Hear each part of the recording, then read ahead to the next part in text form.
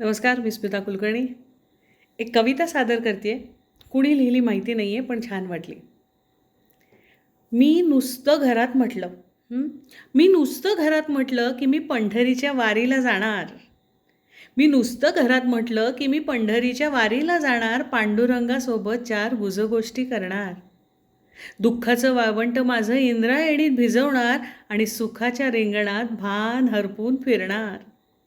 तर केवढा कांगावा घरातल्या विठोबानं केला. कमरेवर हात घेत म्हणाला, मुलांचं काय, माझा डबा कोण देणार. आईशी बोललीस, काही जबाबदारीची जाणीव. नुसता माझ्या नावानं मुक्त घोष केला, नुसता माझ्या नावानं मुक्त घोष केला, कारण मी नुसतं घरात म्हटलं की मी पंढरीच्या वारीला जाणार.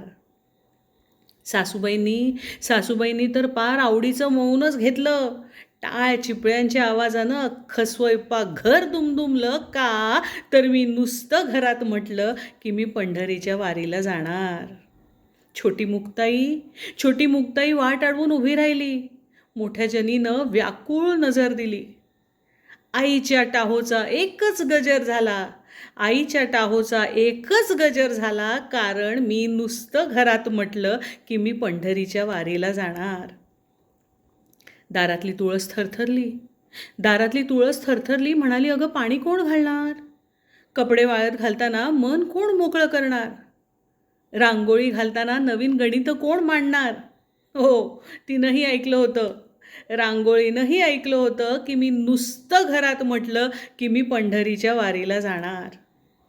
ती दारातूनच म्हणाली. रांगोळी म्हणाली, तू थांब इथंच, नको करूस वारी. अगं हीच तुझी पंढरी, भरला संसार घरी. पांडुरंगा हृदयी जन्मोजन्मी सलगी माझी. ती म्हणे, पांडुरंगा हृदयी जन्मोजन्मी सलगी माझी, कळवीत सारी त्याला सुख दुःख तुझी.